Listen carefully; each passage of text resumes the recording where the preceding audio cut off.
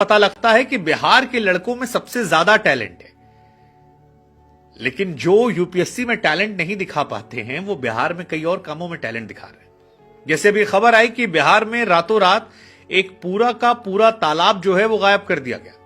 हां जी, और सिर्फ तालाब गायब नहीं किया गया, मछली गटक ली गई, पानी को उड़ेल दिया गया, मिट्टी को समतल कर दिया गया, वहां से जो मिल रहा था बालू वालू वो सब चुरा लिया गया, और उसके बाद उसको ऐसा बना दिया गया कि आप वहां पहुंचकर अंदाजा भी नहीं लगा पाएंगे कि इस जगह पर कभी तालाब हुआ करता था। लोग हैरान है, कह रहे हैं यार ये वाला टैलेंट बिहार का नेक्स्ट लेवल का है।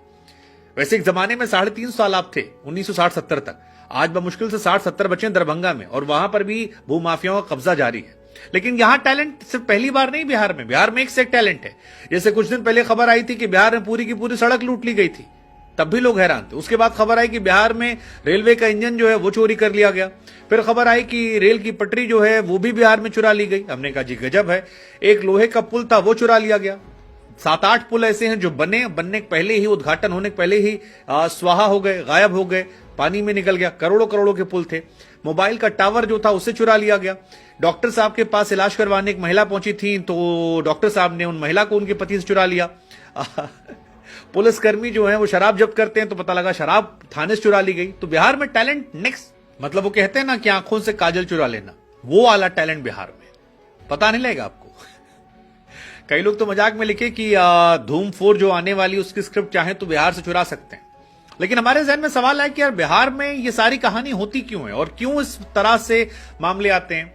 फिर पता लगता है शायद बेरोजगारी जो है वो बहुत ज्यादा है और पलायन होता है, भूमाफियाओं की नेताओं से साठगांठ होती है, और शायद सबसे बड़ी वजह जो है वहां के नेता है।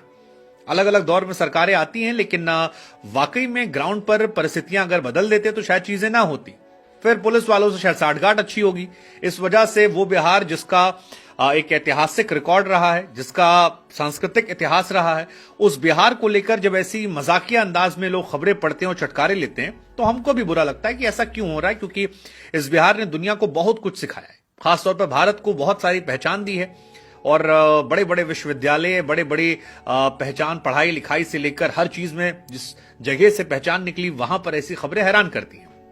लेकिन इस खबर को समझना है तो थोड़ा पीछे चलिए, क्योंकि ये पहला मामला नहीं है। बिहार में 15 साल से बैन लगा हुआ था दरभंगा में, जहां पर ये पुल बना हुआ है। लेकिन जब इस खबर की डिटेल में आप जाते हैं तो आपको पता लगता है कि 350 तालाब हुआ करते थे 1960 में बिहार के दरभंगा खे में। 10 साल बाद फिर सर्वे हुआ, पता लगा 350 से वो बच गए केवल 220। बाकी सारे तालाब भूमाफियाओं ने गटक लिए। अब गटकने का फायदा क्या होता है कि जो लोकल अधिकारी होंगे उनको पैसा मिल जाता होगा, शासन प्रशासन वालों को थोड़ा दाम कौड़ी मिल जाती होगी। हालांकि इस बार पुलिस प्रशासन जो है वो कह रही है कि यार हम काफी कार्रवाई करेंगे। लोग कह रहे हैं कि भैया तालाब गायब हो गया हमारा। जैसे कि यहाँ के जो अधिकारी हैं वो गए हैं, एसडीएम साहब गए हैं, डीएम साहब गए हैं, और इन सब की तरफ से एक स्टेटमेंट निकल कर आया कि हम लोग इस पर कड़ा एक्शन लेंगे। लेकिन इस एक्शन को अगर आप समझेंगे 1960 से तो आपको समझ में आएगा कि अगर एक्शन लिया जाता हर बार तो ये कहानी आती नहीं। क्योंकि 1989 में जो दोबारा सर्वे हुआ था 213 तालाब बचे। उसके बाद अगले 25 सालों में 100 तालाब जो थे बिहार में वो फिर से गायब हो जाते। 100 तालाब 20 सालों में। बाकी छोड़िए 2021 आते आते ये तालाबों की संख्या जो थी केवल 119 बची, यानी 60-70 सालों में, 70-80 सालों में 350 से 119 बचे।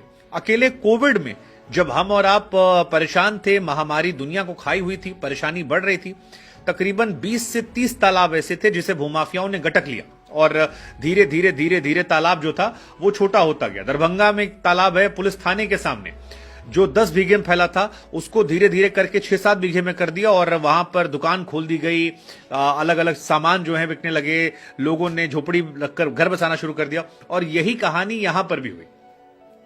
अब कभी तालाब के लिए जाने वाला मिथिला जो था, अब वहां पर तालाबों की संख्या धीरे धीरे खत्म हो रही है, और भूमाफियाओं, और इसके पीछे कोई रॉकेट साइंस नहीं है, बहुत सिंपल सी कहानी है कि जमीन के दाम जो हैं वो 7वें आसमान पर जा रहे हैं। शासन प्रशासन जो है वो ये जानता है कि दाम महंगा हो रहा है, भूमाफिया भी इस बात को जानते हैं, और भूमाफिया इसीलिए चोरी छुपे होशियारी से काम करते हैं। वो